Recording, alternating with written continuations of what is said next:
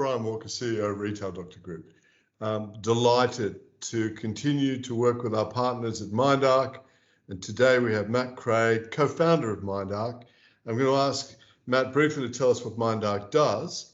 But you might also recall that we worked together on the click and collect piece, and we'll send a link out for that. But Matt, welcome, and a little bit about MindArc, and then we'll move into the topic of endless aisle. Awesome, thanks, Brian. It's always great to be a part of these little campaigns with you to talk about the future of commerce and what these new omnichannel technologies look like for the world we're in today. Yeah, I guess just a really quick summary of what MindArc does. We're definitely e-commerce specialists, so looking at digital technology and how we enable retailers to do what they need to do best, and that's really sell products and keep their customers happy. So we do things like looking at digital commerce infrastructure, web e-commerce platform implementation, particularly on Shopify Plus. That's probably our main kind of bread and butter from a platform perspective, and then we look at how that then connects to like third-party systems and integrate with warehouse management, inventory management, ERPs, and just making that whole ecosystem come together and work harmoniously to set up the retailer for growth. Nice, nice. And we recall when we first started working together on various things, one of the areas we looked at was click and collect. Mm-hmm. And you might recall, well, that's really just become sort of, I don't know, an entry point for many retailers, hasn't it? Just to have that platform and integration. 100%. Like pretty much every engagement we've had in the last 12 months has had an element of click and collect as a requirement, not really a nice to have anymore. Obviously, the changes in terms of physical space and physical retail due to impacts, obviously, of COVID-19 and what that meant for just the retail industry. People needed to equip themselves with, I guess, ways to still move their product essentially and get customers to be able to access that product in a safe way, I guess. That's where digital, I guess, comes in after that and provides that channel to make it easier to facilitate that commerce experience without the physical need. Having stores being able to provide that, I guess, final delivery touch point still keeps them going as well. And so allows these retail networks or retail groups or chains to really keep going and make sure that the momentum doesn't slow down too much during these these tough times, I guess. And it's the classic integration of physical networks and online platforms, isn't it, to give you that true sense of omnichannel. I mean, it's so simple today, simple and complex, I guess. So today I want us, with your help, to explore this area of the next phase, which we're calling endless aisle. Mm-hmm. Yeah. How would you define endless aisle? What is endless aisle? Yeah, definitely. I think like from a simple perspective, it's being able to access all the inventory a retailer can offer without the limitations of the physical space, if that makes sense. So you obviously have a physical store, it has inventory there, it's merchandised in a specific way. Not every store is the same size in some cases, so they can't hold as much inventory, or they just like maybe focus on a specific size of their side of their collection. So they might cut down their offering just to fit the space. But the idea of endless aisle really allows them to open that up regardless of the space and allow their shoppers or customers to access that inventory no matter where they're going. And what does that look like for a retailer? So, classically, 60% of sales or 70% of sales will come out of, 30 to 40% of stock holding, generally speaking. Mm-hmm. There's exceptions to this, but you always have a long tail to mm-hmm. stock. And therefore, there's a working capital infrastructure. And, if we think about the topic that you need to have the range to sell, well, of course, if customers' pathways are now more digitally enhanced, more directed, more curated in that sense, we don't need to have that full range in the physical store. No. But we need to have access to that range via endless aisle.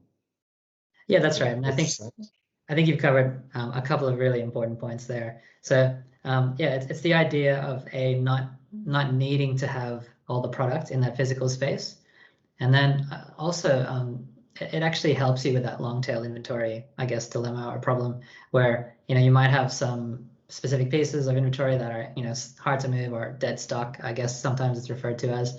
And there's that one shopper in some specific location that might really want that product. And what this system of endless aisle actually facilitates is no matter where that person is, you can get that product to them in a way that your systems facilitate. So really, this comes down to your stores and your systems having that transparency and I guess process to say, okay, we don't have that here, but I can get that to your house in the next couple of days. And if we take that to its extension, some, if not many retailers, no longer need to buy that stock, do they? The supplier can supply directly, and the retailer can effectively take that margin, for want of a better term. Mm-hmm. So you've got all these interesting permutations before we come to the operating systems mm-hmm. of not physically having to invest in the stock, potentially, and actually acting as a gateway through endless aisle from a more vertical arrangement from a supplier. Mm-hmm. So then you get a real blurring of the lines. It's really interesting. Yeah, super interesting. And I mean, we see it in industries already, like the car industry, for example.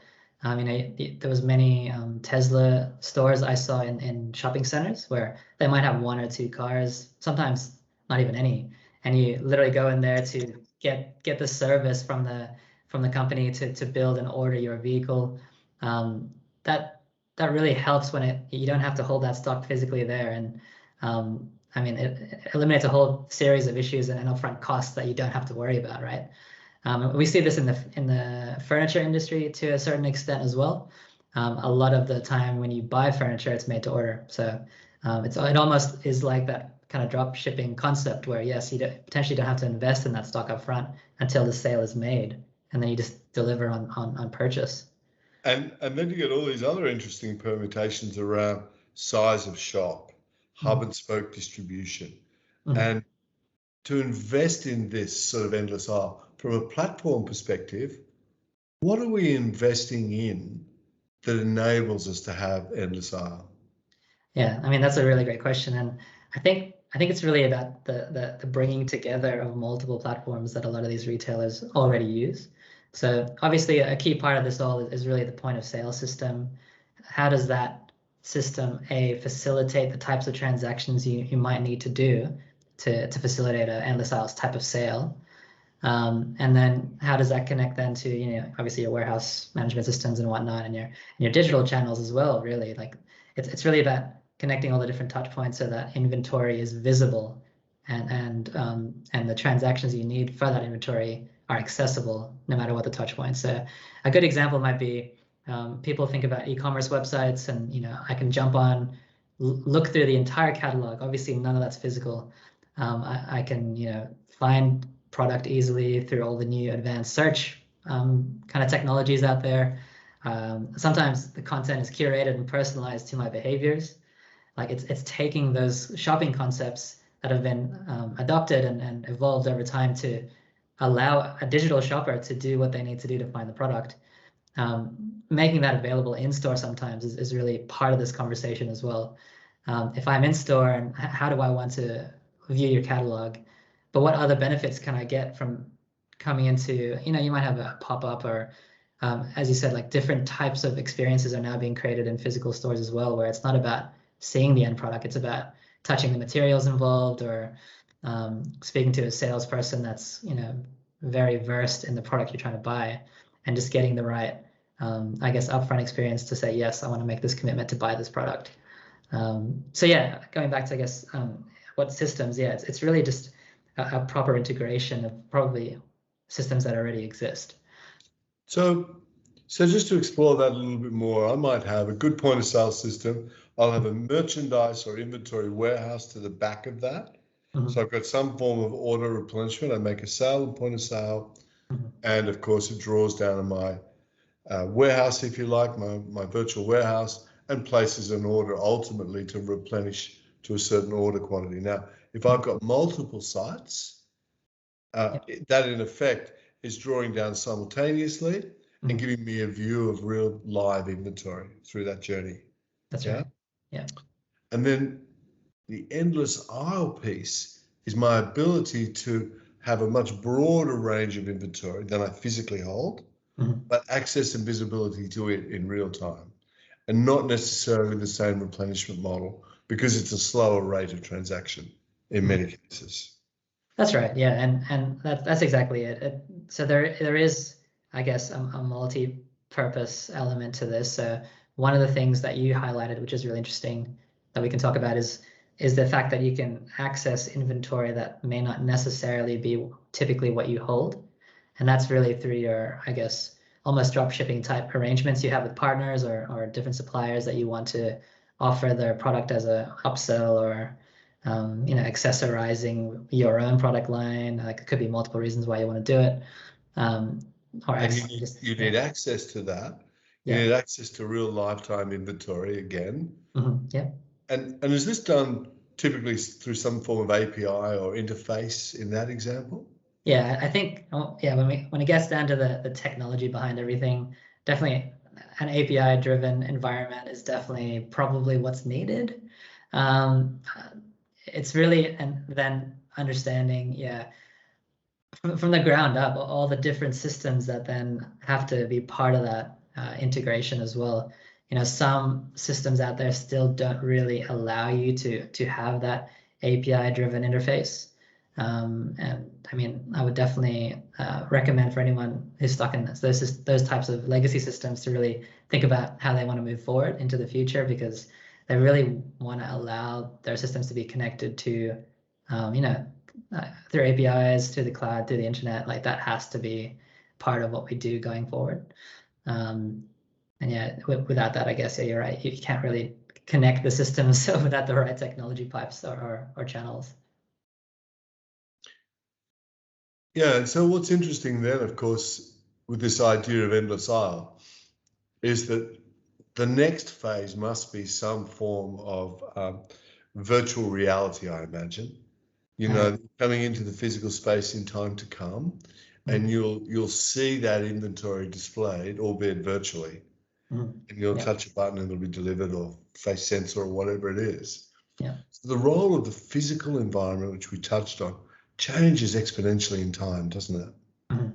It does, and the physical environment will probably start introducing things, and when I mean things, I mean devices or technology that you probably have never seen in a physical store before, becoming more and more streamlined or mainstream. I mean, things like kiosks where you can browse product, virtual reality stations, maybe, as you've described, to experience what product looks like in a virtual setting, I guess.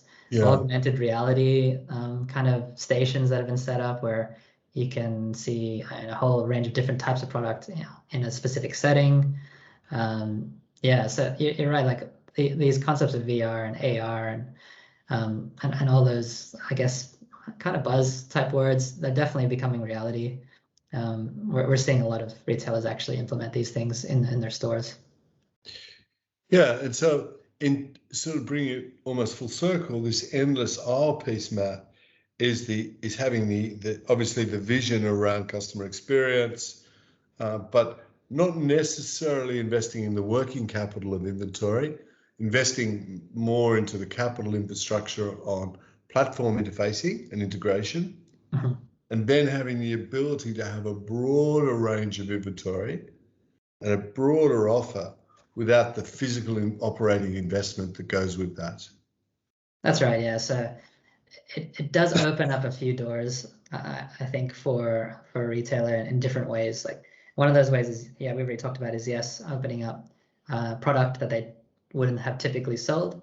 The others, I think, I would like to think, are maybe allowing a retailer to open up more physical locations in a quicker way. They might not need to invest as much in the physical location because they can cut costs through not requiring as much of a physical footprint, not as much inventory being required as an upfront investment, and that type of thing. So that's another aspect. And then the third, I guess, is making sure that you are giving your customers the right experience. And that ties into a couple of different things. So as a customer, if I'm going into your store looking for a product and you don't have it, how do we create the best experience for them to eventually get that product? I think endless aisle is a good solution to that. Being able to say, we've got this on our catalog. It's not here physically, but I can get it to you X amount of days. The faster you make that X amount of days, obviously, the better experience the customer will have. Obviously within means and depending on where that customer is. But yeah, I guess really it does come down to the customer. Like this whole idea of creating the endless aisle, I guess, process and workflow is so that you can better serve your customers, and in turn, probably perform better from a retail perspective, because happy customers are obviously probably buying from you more. And I guess the final thing really then is this piece around what is the role of the physical store? Well, that's in course to enhance the physical experience of inspiration and education and human relationship. Yeah. But we don't necessarily need shelves and shelves and shelves of product, driving up our cost of goods sold, and all the issues of stock rotation and so forth.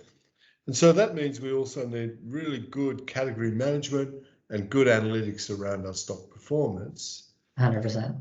Yeah, analytics I think is definitely such an important and sometimes forgotten element of this whole thing. Is it's really like measuring and understanding the impact of these changes and these offerings that you give to your customers. So it's one thing to offer them like this endless aisle concept. It's another thing to know that if it's actually something that they're happy with, or it's actually improving, your business performance as a retailer, just being aware of that and that being transparent can help. Obviously, how much to invest in it as a retailer, how much you need to potentially improve it or not improve it if it's already working for you. But yeah, definitely a huge thing. And I really like what you talked about before, where it was you were talking about the idea of a store and what is its purpose. And I think we may have spoken about this brand before. I think it's Casper.